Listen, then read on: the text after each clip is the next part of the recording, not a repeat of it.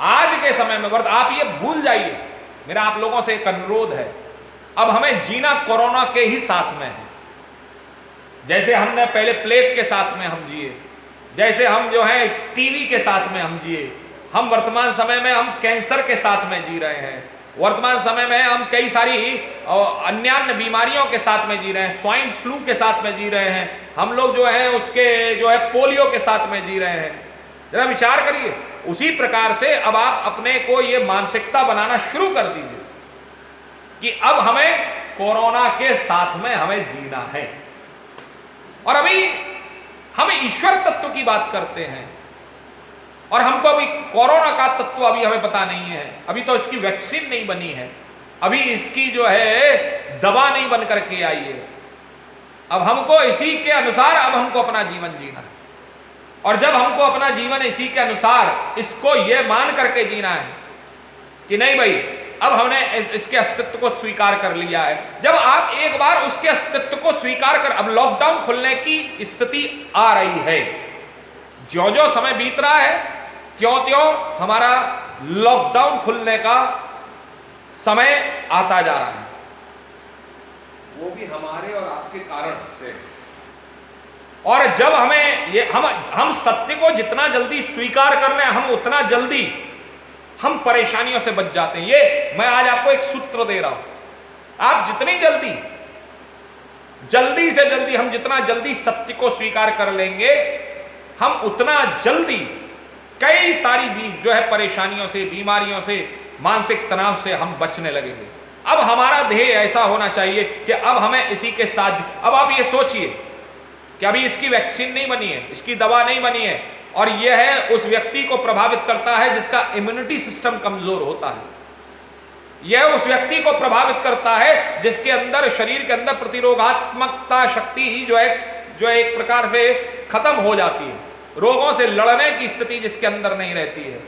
तो ऐसी अवस्था स्थिति में अब हमको कोरोना के साथ में हमारा जीवन चलना चाहिए। और अब अभी तो अब यह विश्वास मानिए, जब लॉकडाउन खुलेगा तो भीड़ बढ़ेगी, जब लॉकडाउन खुलेगा तो भीड़ बढ़ेगी, और जब भीड़ बढ़ेगी तो जरा विचार करिए उस समय पर हमको अपना एक सोशल डिस्टेंसिंग हमको जो है रखना है, तंदूरी आज के समय में इसको कहा जा रहा है। हमारे यहां पर इसको बड़ा सुंदर विज्ञान में ढाला गया था, स्पृश्यता और अस्पृश्यता। ये जो स्पृश्यता और अस्पृश्यता के बारे में हम लोगों ने गलत उसका एक मतलब लगा लिया, छुआछूत को मान लिया।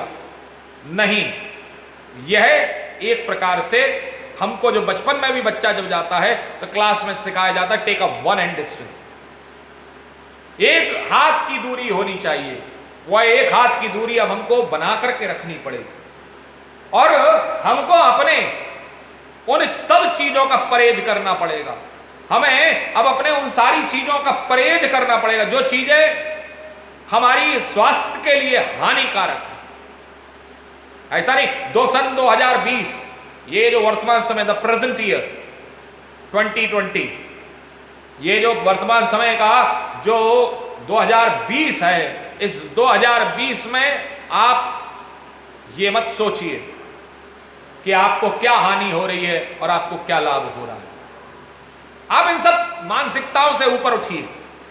इस समय हमको घाटे के बारे में नहीं सोच, अरे हमारा सबसे बड़ा फायदा, हमारा सबसे बड़ा जो लाभ हम अगर हमें मिला है तो वह हमको मिला है कि हमारा जीवन तो है, मैं अस्तित्व में तो हूं, मेरा परिवार अस्तित्व में तो है, मेरे बच्चे अस्तित्व में तो हैं, और मुझे इस अस्तित्व को बचा करके ले करके चलना है।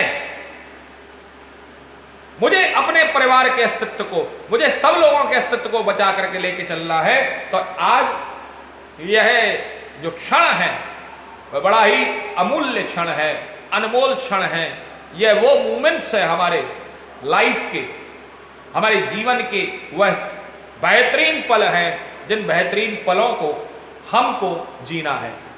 अब यह हमारे और आपके हाथ में है कि हम इन पलों को बेहतरीन कैसे बनाते हैं।